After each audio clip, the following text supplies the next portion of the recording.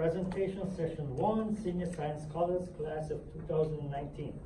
This is Session D.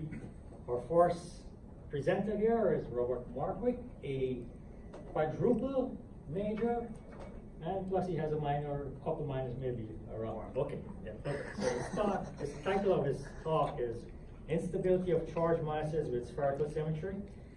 I don't see his advisor around, but I guess we can go without him.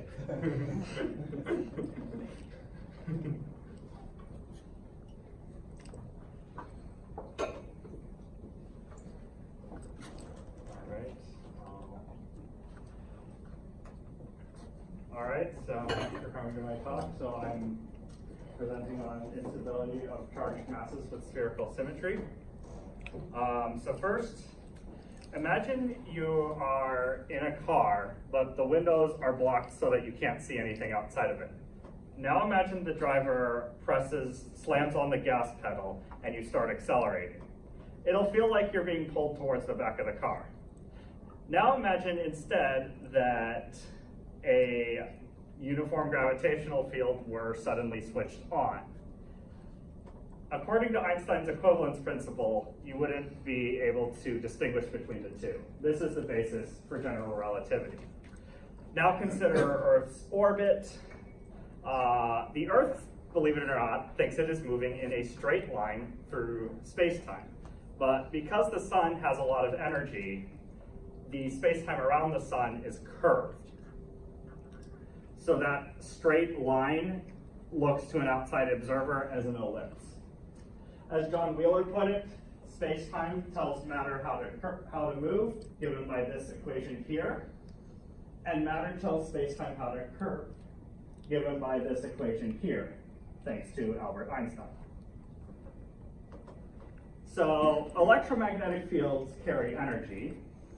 Specifically, the stress energy tensor for the electromagnetic field is given by this lovely thing. The part on the left represents the energy of a fluid, and the part on the right represents the energy of the electromagnetic field itself. So in the presence of an electric field, gravity is altered. If we were to dive into a charged black hole, we would find that not only do we pass an outer event horizon, but we also pass an inner event horizon. In fact, once we cross that inner event horizon, we actually can find that gravity itself can be repulsive. Also, for a given mass, a black hole with more charge is going to be smaller, though adding charge to a black hole will increase its mass. So adding charge will make a black hole bigger. However, it's worth noting that a black hole or any other astrophysical object of interest is generally going to have a charge that is much smaller than its mass, but it's still interesting to examine the effects of charge. So what am I doing? So my research investigates the conditions in which charged masses are stable. I'm restricting my work to spherical symmetry because rotation and other factors involved with non-spherical symmetry are very complicated. My investigation will include both static and dynamic factors of instability. Static factors being those factors that affect the physical conditions of a time-independent solution to Einstein's equations, whereas dynamical instability involves disturbance of the sphere by an outside object, and these sorts of instabilities generally lead to either a collapse or an explosion. My presentation, however, will only be looking at the conditions that lead to such an instability and not the resulting explosion or collapse. So here is the solution for the metric for a spherical mass with an electric charge if the energy density throughout the sphere is constant. Now, this equation up top here is the Reissner-Nordstrom metric. This applies outside of the sphere and is dependent only on the mass and charge and will apply regardless of the specific energy distribution within the sphere. This solution down here, on the other hand, is the interior solution specific to the homogeneous case. Down here, it's also worth noting that our energy density given by this term here consists of the sum of energy density from the fluid plus energy density from the electromagnetic field. So now we start with the case of the static analysis. So first, we have our parameter space, which consists of the mass of the sphere, the radius of the sphere, and the charge of the sphere. Throughout this section of the presentation, I'm going to effectively treat the mass as equal to 1, and I'm concerned more with the ratio of radius to mass plotted on this axis, and the ratio of charge to mass plotted on this axis. Now, if those parameters fall anywhere within this black region, the sphere exists within a black hole, and any particle whose position would lie in that region must fall towards the center, and further collapse would occur. The next condition I'm considering is negative energy density, which would be a non-physical solution. So this blue region here consists of the regions of parameter space where the total energy density is negative. Using the equations provided in the metric solution, the energy density is positive only if the square of the charge is less than twice the product of the mass and the radius. But we feel a little bit better than that. We can say that the fluid and electromagnetic components of the energy must both be positive, not just the sum of them be positive. So if we do that, we can actually calculate the mass of what the sphere would have if there were no fluid and only a charge.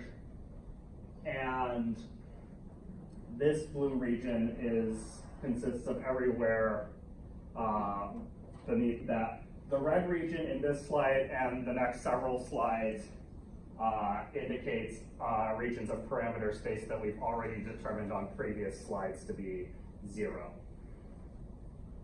Next, we consider infinite pressure. If there's infinite pressure inside the sphere, that will lead to instability being non-physical and either collapse or explosion.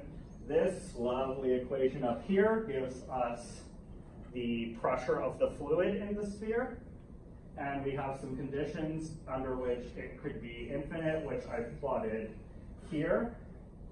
Interesting to note, if we take the case where charge is 0, we reach 9/4 of the mass is the minimum radius, and this result for uncharged spheres has been proven regardless of the energy distribution within the sphere. Next, we consider negative pressure. General relativity is fine with negative pressure, but not for a static solution. Negative pressure will lead almost certainly to explosion. It's what drives supernovas and the expansion of our universe. And so this plot just shows where pressure is non-positive at the origin, or the center of the sphere. Interestingly to note though, if we take the case where charge is equal to mass along this line, pressure is 0 everywhere. So now we move on to dynamic instability. So what this is essentially is we have our sphere, something flies by the sphere, and releases a gravitational disturbance, and that causes the sphere to start vibrating or whatever, and then that can lead to oscillations, or it can lead to a collapse or an explosion. So a paper by Chandrasekhar treats the uncharged case of this.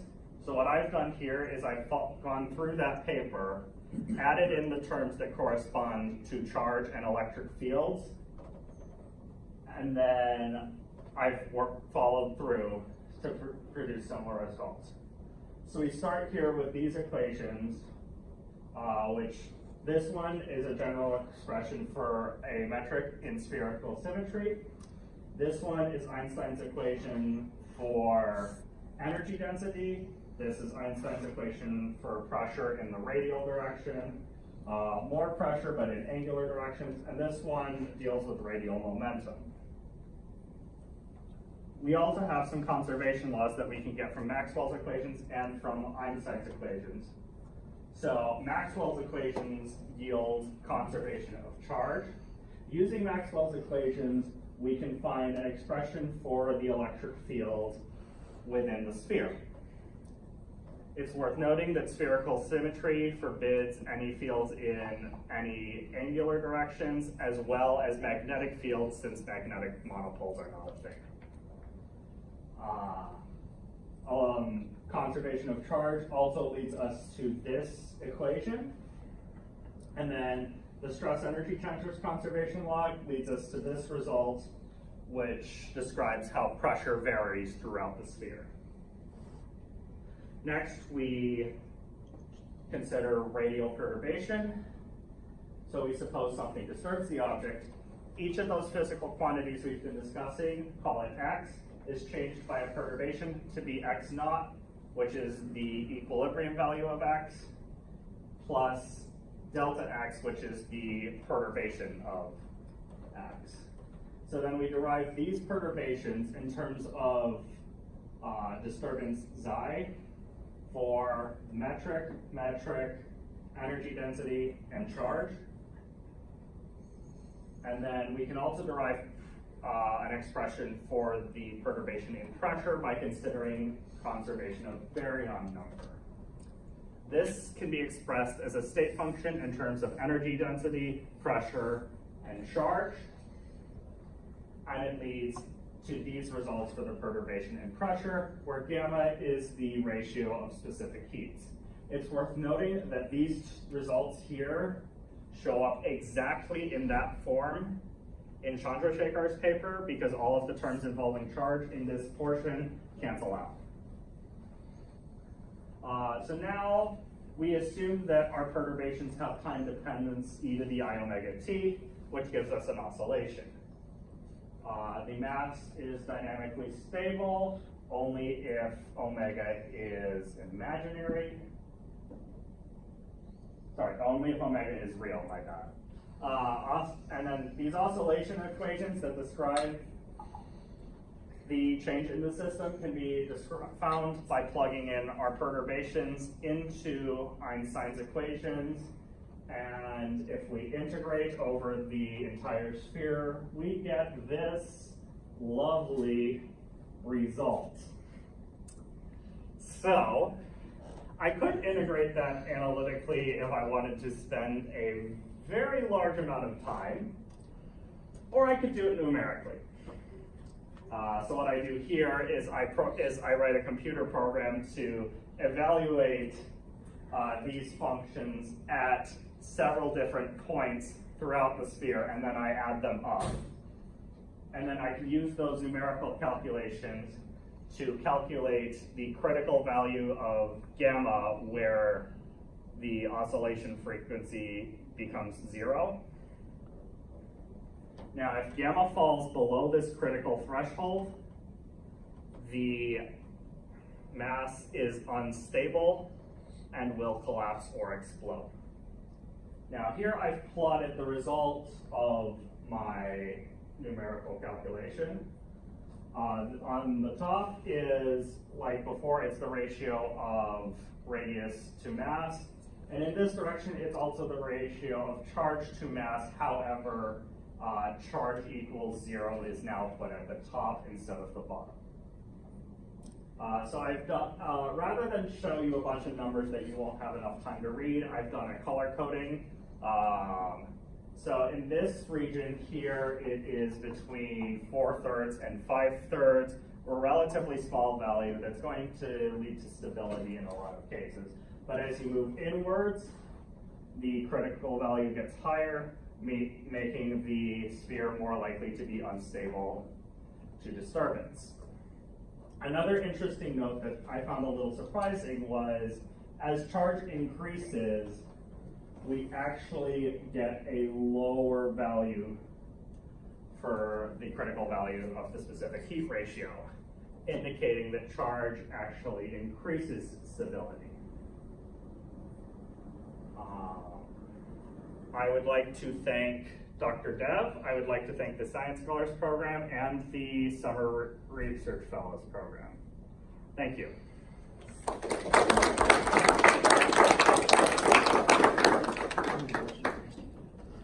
we can take some questions. We have 5 minutes for that.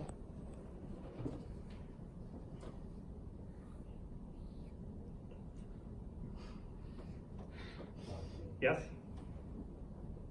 You might want to examine the statement about the equivalence principle. Einstein, he mentions it as a way to explain gravity, but it's not true. Because if a surface has intrinsic curvature like a sphere, no matter what you do, you cannot flatten it, not even in an infinitesimally small segment of it. So the acceleration is flat space, but gravitation is curved space, and you cannot, no matter what you do, you cannot transform a curved surface into a flat surface. You just cannot. It's a long discussion, but I just want to. Other people have said so, but somehow books on gravitation have skipped over this, and they state this without any qualification. There's a lot of rich physics in keeping intrinsic curvature and not mixing it with acceleration. That's just true. Of course. Out of curiosity, how many people in here have prior background in general relativity? So, when you're driving, right? If you have your water bottle and you hit your brakes, the bottle flies forward, right? Suppose you had a helium balloon in the car. Does the balloon go forward or back? You said hit brakes or? Yeah, you hit brakes, right? You hit brakes, you have your coffee here or your phone, and it goes to the windshield.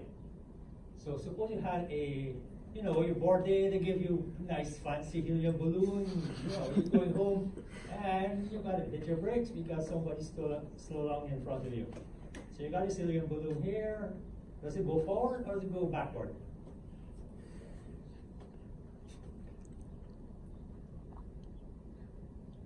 That's a more difficult question to consider because we cannot neglect air resistance. Then you got your windows closed. So the if feeling you actually do equivalence principle there, it goes backwards. True.